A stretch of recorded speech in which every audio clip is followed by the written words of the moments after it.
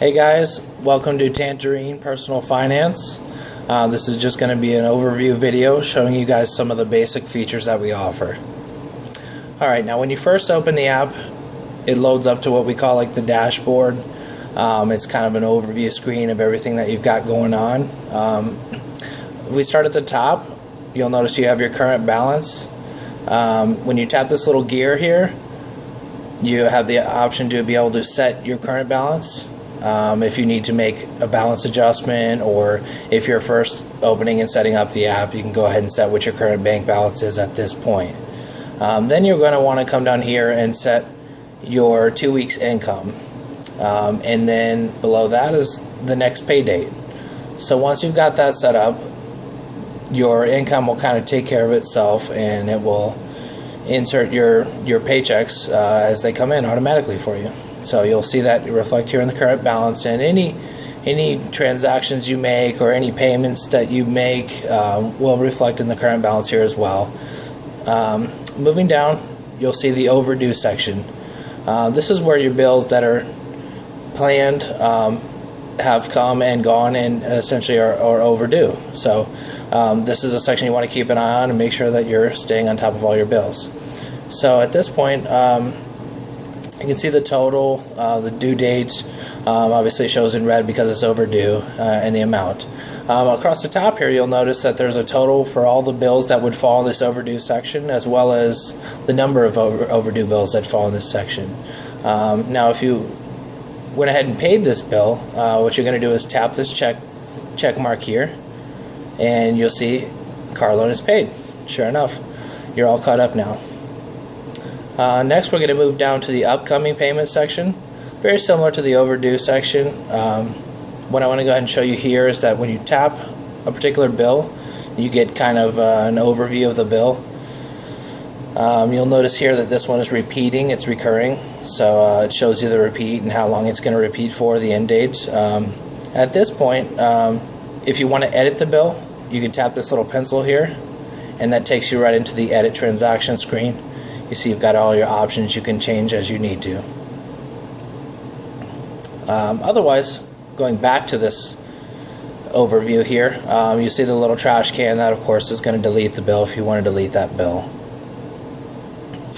Alright, and when you tap the gear in the upcoming, we give you an option to select how many days to show upcoming bills for. So you see I was at 10 days. I'm going to go ahead and select 30. And you see, sure enough, it expands to show you the upcoming bills that are now in the next 30 days. Moving on, the next field is the date range. This date range here is going to be what controls all the graphs and charts that are below. So I'm going to go ahead and pick a date range here. We give the option to do some presets just to make it easier for you. Otherwise, you can select custom and pick a custom start and end date. I'm going to go ahead and do October.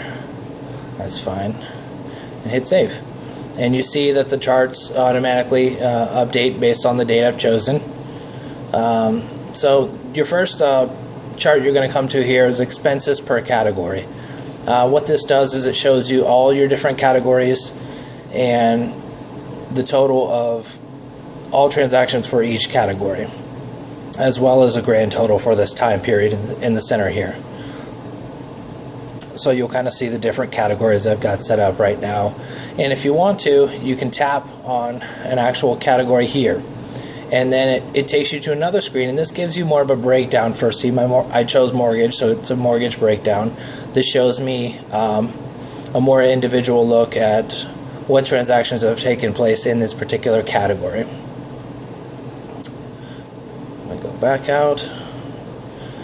Alright, that's pretty much it for that. Next, I'm going to move on down. This is the expenses per day. This shows you kind of an expenses overview here, just another way to look at it by date. You'll see here the different days, and it kind of gives you a total for the day, just to make sure that, you know, did I spend a little too much that day, or am I right on target with my average? You know, it's just a good way to look at what's going on. Next, we're going to move down to your top expenses section. This is one of my favorites. So it gives me a chance to see where my money's going. you'll see what we basically show here is our top expenses for any type of different transactions, regardless of category.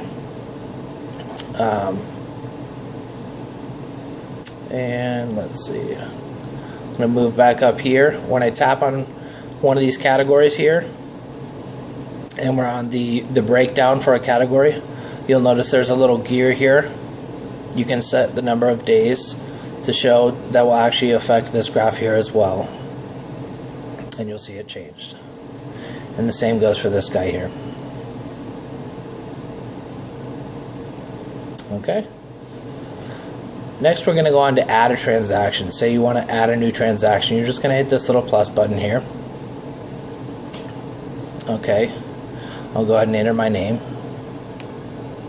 Oh, and see, if you've already entered it, it's actually going to pop up for you and show you. So all you got to do is type the first few letters and then tap it there. Auto completes it for you. I spent $14.85 today at Target. I'm going to leave it as paid because I already spent it. Today's time and date automatically fills for you. Otherwise, you can select it if you need to. Okay, I'll give this a category of shopping. It's not going to repeat because I'm just doing this one time. And we'll go ahead and hit the check mark to save it. Now you'll see that automatically your current balance changes because of the bill I just paid. I'm going to go back in and actually add another one, so I want to show you something more here. We'll do Target again.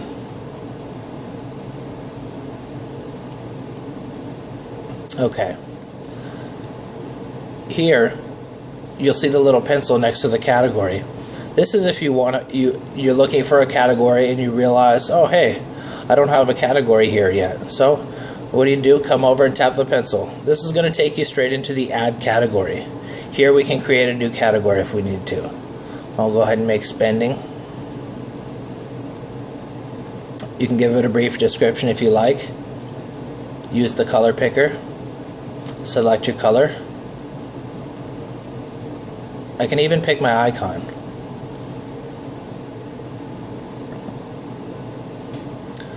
Next, I'll hit the check mark to save it. And I can go in and you'll see, sure enough, spending is there now. That's it for this one. Next, I'm going to show you how to set up a recurring transaction or a bill. We'll hit the plus button again. We'll call this rent.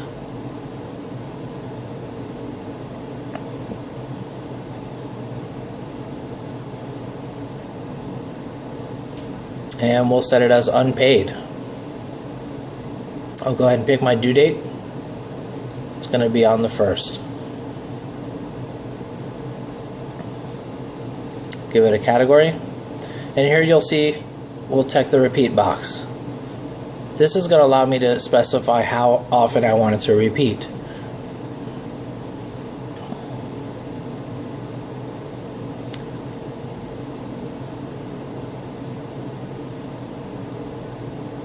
Alright, I'm going to have it repeat monthly, starting with November 1st. Hit the check mark to save it.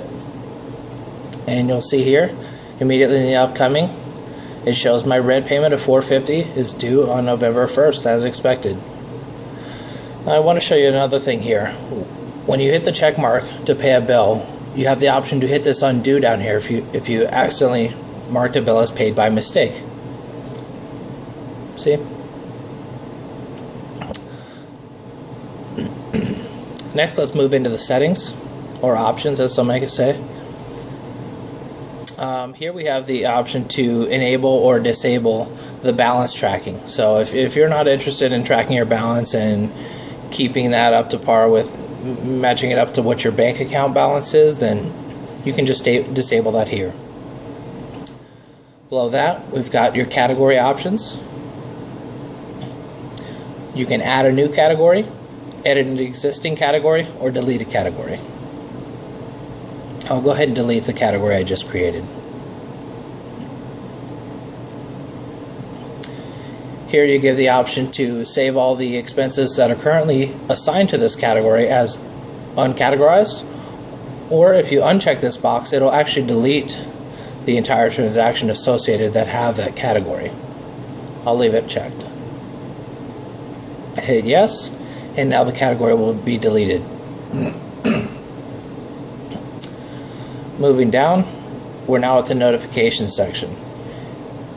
When you check the box to turn it on, you can pick a time.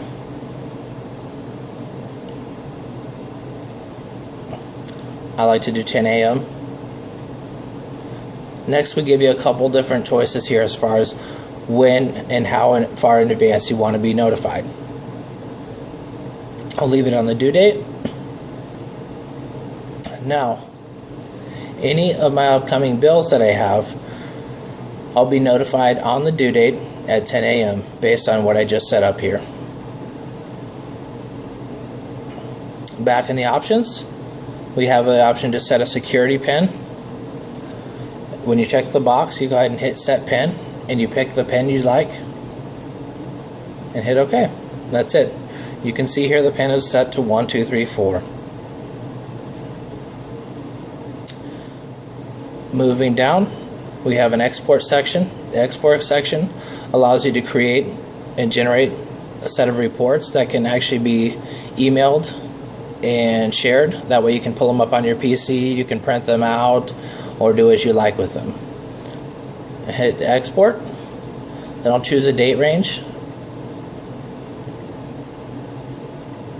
Looks good, and we'll hit export. Okay, and you can see it's done generating here. It shows us some of our upcoming bills, any overdue bills if you have any. Some of these charts look familiar to you. Okay, everything looks good here. I'm going to go ahead and hit check mark to generate the report.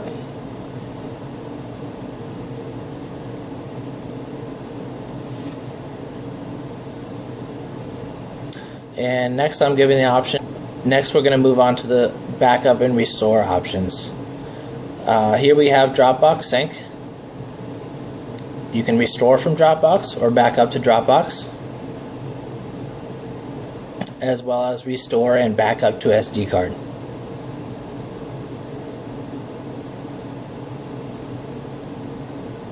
Well, I think we pretty much covered everything.